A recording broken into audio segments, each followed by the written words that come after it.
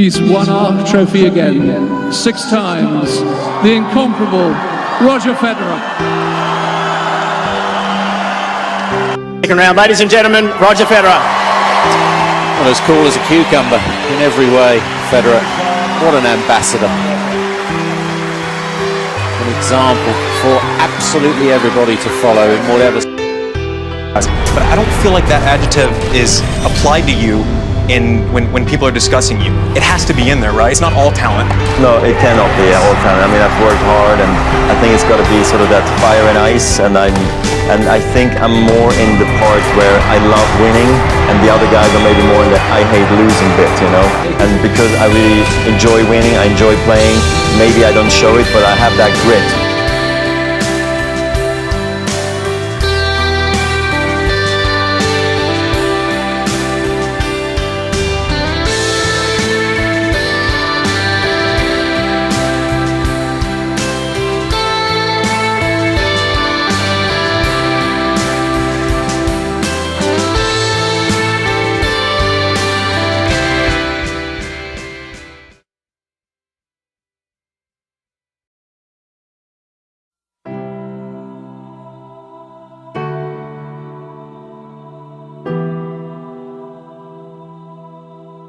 There is no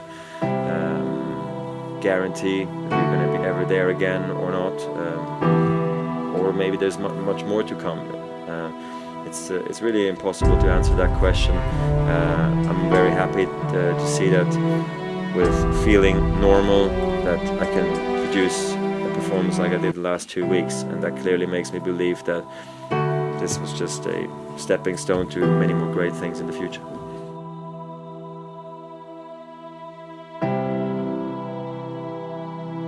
Today, it's even more memorable when I see my kids there with my wife and everything. That's what touched me the most, to be quite honest. The disappointment of the match itself, went pretty quickly. I was sad, for a few minutes, but so happy to see family and a lot of nice ovations from the crowd, that lifted me up and made me feel better, no doubt, So I got over it fairly quickly, but clearly I was very sad, walking off the court, not with the winner's trophy. If you had to choose one person who's had the biggest impact over the course of your career, who would that be? Peter Carter, for me was a very important figure. He was my coach when I was about 10 years old till 14, and then from 16 again till about 19. He was like a bigger brother for me, almost like a father figure. How did his death change you? It shook me, it woke me up, and made me realize how fortunate I am to be a tennis player and how much he would want me not to waste anything.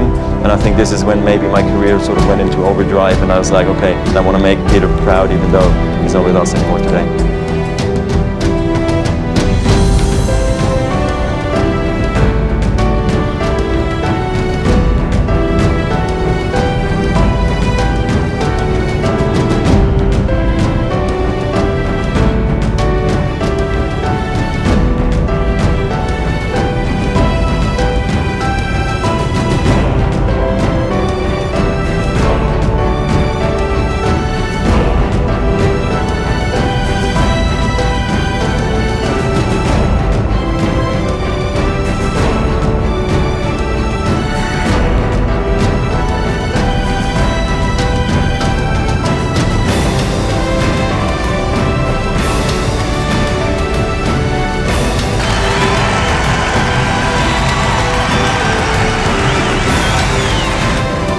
And no, definitely I felt the love out here again. I enjoyed myself a lot, so thanks very much. See you next year. Thank you, guys.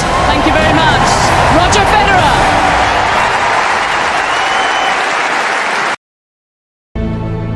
Talk about the world's #1 and how damn good Federer is.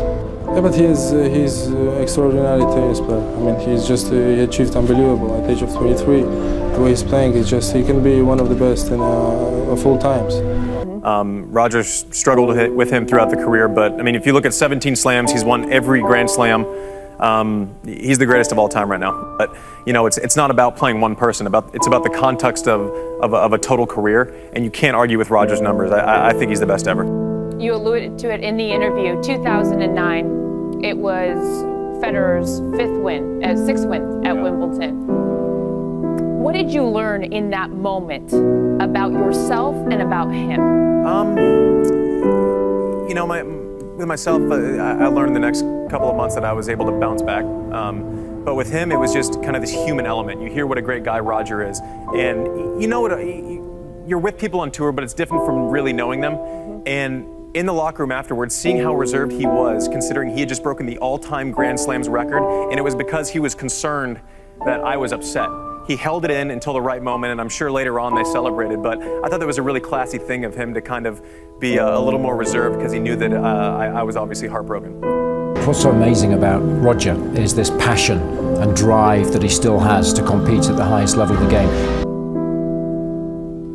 Well, Roger's a great, one of the greatest, if not the greatest ever. He's a class guy. Well, Roger is someone that I've sat back and watched him do great things in the sport. I think he does with a lot of class. And now that I've gotten to know Roger quite well, over the past couple of years, we spent a week in Asia and had a great time, and sort of saw a different side of Roger that a lot of people don't see. He's sort of, he's good-hearted, he's funny, he's sarcastic, and he's a good man, and he's a great sportsman. You know, he does everything well. Roger Federer he's done so much for tennis. He's probably the best player of all time.